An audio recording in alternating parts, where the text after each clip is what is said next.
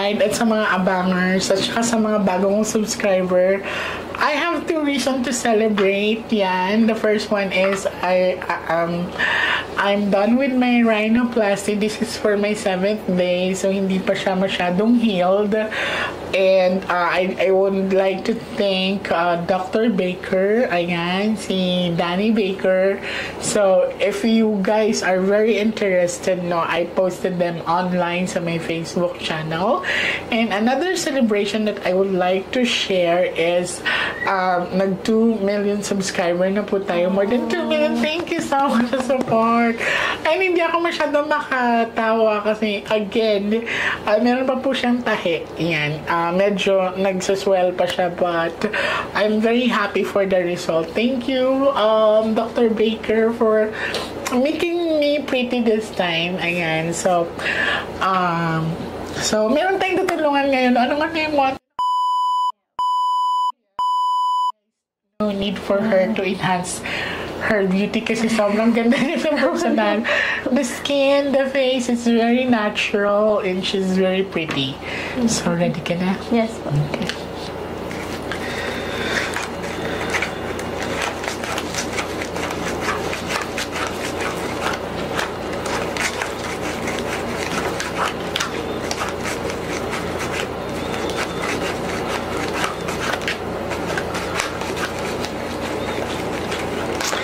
Abangan niyo pala yung transformation look ko. Hindi pa namin tapos, but again, I'm very happy that is allowing us to document the reading of the reading. Now, darling, I want you to focus.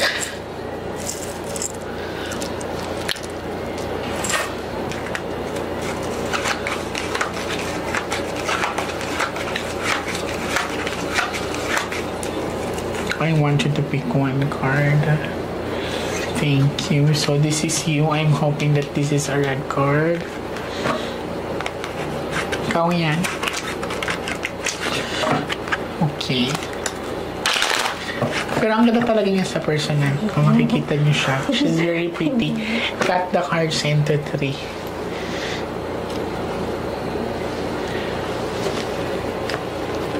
So, ngayon, nasa avatar stage pa ako kasi medyo nag-swell pa yung face ko. Ayan. Now, kumuha ka ngayon ng 7 cards of total. Lagay mo dito.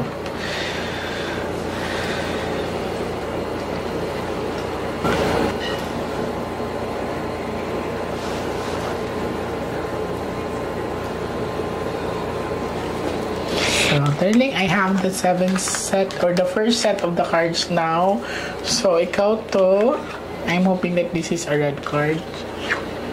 Okay, if you can see your Queen of Heart. Actually, okay yung oral niya kasi heart naman siya. Pero ang heart kasi is very, very sensitive kasi yan. So, it's like, parang kota ka na, girl. Kasi dito, heart, it's very emotional siya. Ang galing niya magtago ng emotion. Kasi, yes, pula ang heart, pero bugbog yung heart, no? Ibig sabihin, she may look okay, you may look okay outside, but deep inside, you're not okay talaga. Ay, nako. Nako. I really don't like the things that I'm seeing in the cards right now. Kasi sa relationship na pinakita sa akin, this is dark, no? Hindi na kayo okay ng partner mo. You have to let go. At saka, darling, maaari din ipagpapalit ka na niya. Yan. And then, hindi ko maintindihan kasi dito na side, parang alam mo yon, I know, kung close ka ba sa family nila, but parang they are mad at you as well. Yung parang, alam mo yun, kung meron man akong gagawing pabor sa'yo, huwag ka masyadong maging kampante. It's because maaaring, kumbaga, kung maglalabas ka ng pera, ay kung maglalabas sila ng pera, parang sisingilin ka lang din. So, I cannot say that they are treating you as a family, but it's kinda, parang, they don't like you at all. Hindi ka nila gusto. Alam ko. Bakit nag-stay ka pa? Well, may anak po kami. May anak po kami. Kaya mahirap din po kasi may involved din na bata. Okay. I understand. Mahirap talaga pag may anak, no? Kasi ako din lately nagkaroon ako ng problem with my relationship. Medyo talagang super shaky, pero yung nagtatay sa amin ngayon is our kids. So, sa kanya, even she's suffering for emotionally damaged ka na rin. And then, kasi ito ding isang babae, related siya sa'yo. I don't know if it's your mother or something like this, but it's also cost you a negative energy or like, vibrations na parang ano ba, family ba ako? Or gano'n na parang, kasi puro babae kasi to girl. So, I can see that this is your daughter. No? So, yan ang magdadala sa'yo ng swerte. Pero but the rest of this one, relationship is not good. Huwag ka manghinayang. Kaya mo buhayin ang sarili mo. Kaya mo buhayin yung anak mo. Trust me. Wala kang dapat i-validate sa kanila. This is the time na parang dapat noon mo pa ito ginawa, honestly.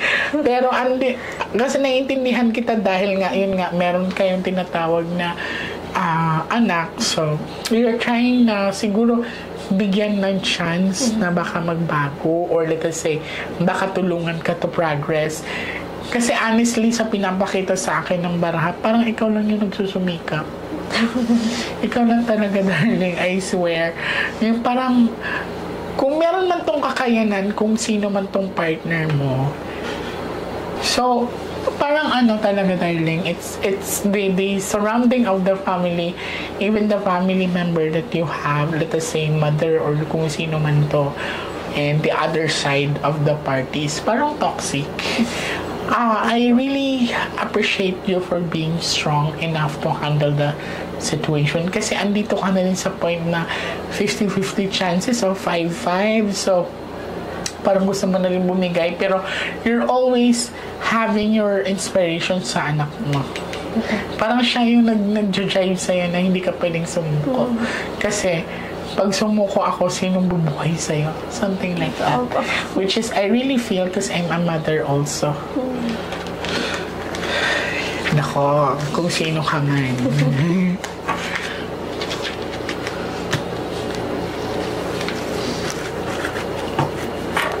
Tingnan mo, sobrang ganda niya. Tapos, hindi pa siya inaalagaan ng partner niya.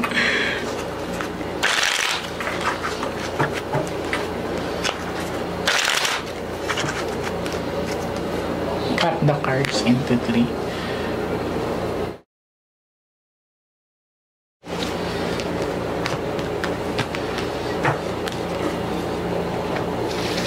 Now, kumuha ka ngayon ng 9 cards ang total lagay mo dito.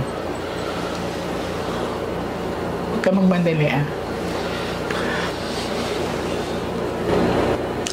Bakit kasi may mga ganun? Actually, ako talaga honestly sa mga Nostronatics worldwide, sa mga nakasubaybay sa akin, alam ko nababasa niyo yung mga posts ko na nagkaroon kami ng struggle ng partner ko. And, hindi ko alam ang gaganda na namin, tapos ganun pa. Joke lang. So, actually, nilalighten ko lang yung cards ni ate kasi parang inaano ko na kasi I don't want to absorb the negative energy, especially her.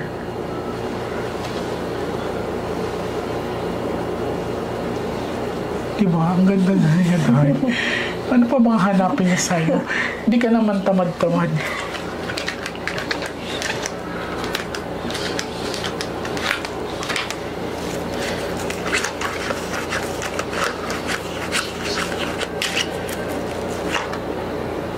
Hindi na magiging okay ang relationship niyo, puro itim.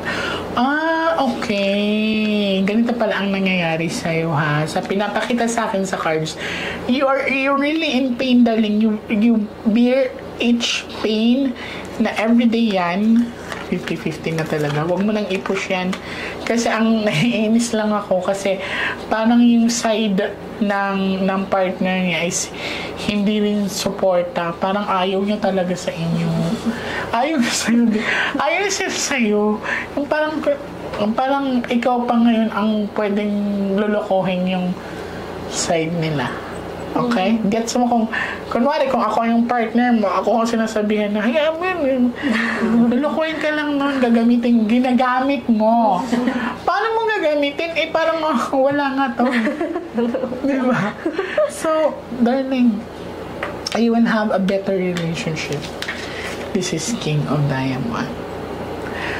Wag ka mang hinayang kung anong meron kayo sa kanya. Now, you have to gauge your power.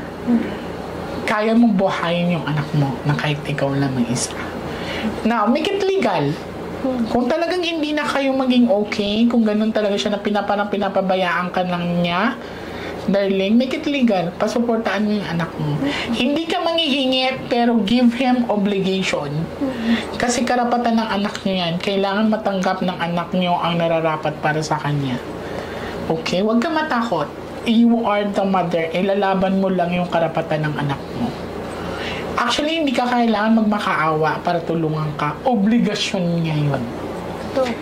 Diba? Obligasyon.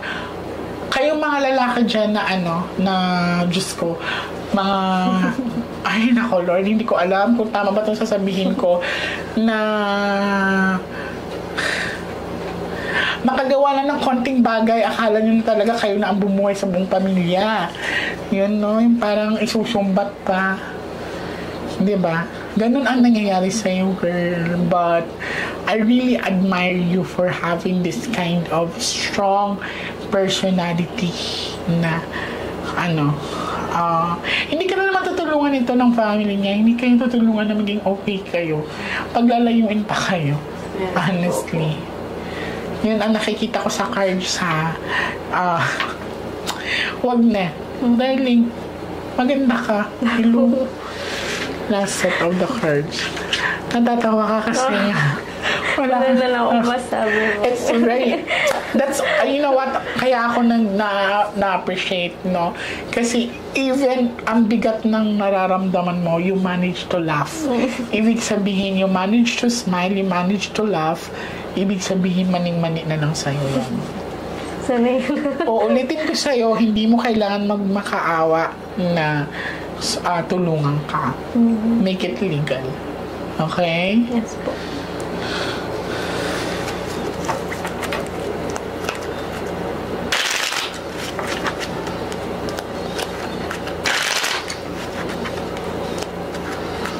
Last set of the cards. Yung king nag-aantay sa'yo, girl. Cut the cards into 3. Dapat kasi sa mag-couple, no, ang mahirap kasi pag relationship is not only a relationship, it's a obligation, especially pag kasal ka. It's like kailangan talaga give and take kayo, hindi pwedeng sayo-sayo lang, ganyan-ganyan. It's a two-way process. Pag sinabi naman ng partner mo na relax ka lang dyan, kaya ko naman. Yan. Relax ka lang dyan, kaya ko mag-provide. Pero yung parang yung parang wala ka nang pakialam, okay ka lang.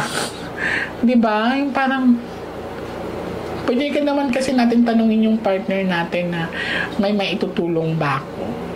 Yung simpleng pag-aalaga lang, pagkakamusta, hindi mahirap yun, be. Diba? Malaking bagay yun na kahit pa paano gumaan yung loob natin. Ikaw na nga yung provider, ikaw pa yung parang masama, ikaw pa yung malandi, ikaw pa yun, diba? Sorry sa mga Nostranatics, talagang nadadala lang ako. It's because I really see it in the cards na parang she don't deserve this kind of treatment. No one deserve that kind of treatment. Kuha ka ng last 12 cards. Na-appreciate ko yung mga lalaki na kahit madami silang anak, they are trying to find a way na mabuhay nila yung mga kids nila and yung partner nila.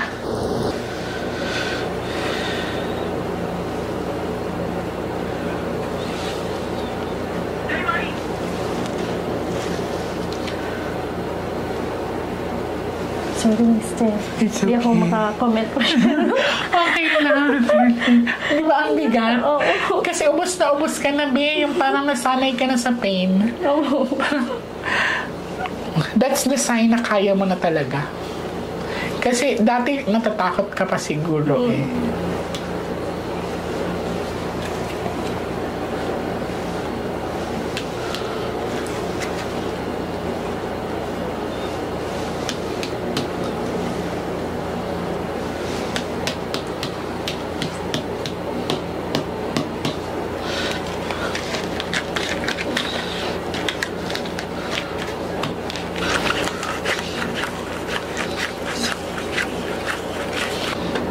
O, diba? Pangking ka talaga. Bitawan mo na yung ano mo, ay. Okay. Madaming opportunity na darating sa'yo. Ang bad luck mo is relationship mo. Kung hindi ka makakapag-desisyon, well, sa akin ha, kung ako nasa kalagayan niya, matagal ko nang pinutol to. Pero in the end of the day, ibibigay ko pa rin sa kanya yung decision kasi I'm only a guide. She's the one who picks the card and then yung bad luck niya is nasa relationship niya. Parang wala na nga eh. Wala talaga siya pakialam eh. And then, sa nakikita ko, mag-grow ka pa rin sa craft mo. Number 10, kahit pa paano may tutulong sa'yo. And, do the right decision. Kaya mong buhayin ang sarili mo, kaya mong tumayo sa sarili mo, and which is I really proud of you. Okay? Ayan. Hindi mo kailangan mag-explain sa akin, hindi mo na kailangan magsalita because I can see it in your eyes na you're asking for a sign. And this is the sign. Kung ipagpapatuloy mo pa yan, wala mangyayari sa buhay mo. Hirap ka lang. Ika-curse ka, isusumpa ka lang. Yan. Yeah. Basta ganon. Hindi ko alam kung may nagsusumpa sa'yo ha, pero this one is Ace of Dark kasi this is like parang ayaw ka maging successful, even yung anak mo, ganon. Actually po, nung mga this past few days po, marami kaming naging problem kasi sunod-sunod po yung sakit, pneumonia, UTI. So may nagka-curse, may nag-ano na parang pahirapan ka. And don't you worry, kasama ka sa dasal ko.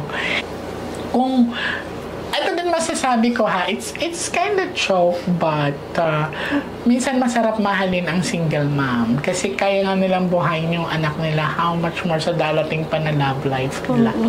Diba? So, thank you for me, darling. Thank you so much, darling, for trusting me. Again, do the right thing. You deserve to be loved and to love. I really admire you kasi every time na binabasahan kita, I'm looking into your eyes na talagang hirap ka na, but still you manage to laugh, you manage to smile. Yan yung parang inaano mo sa akin ngayon na okay lang yan, kaya ko yan, ngumiti ka lang. Okay? But again, masarap mahalin ang single mom. Kasi kaya nilang buhayin yung anak nila, and sa mga darating na relationship, mas swerte pa yan. Diba?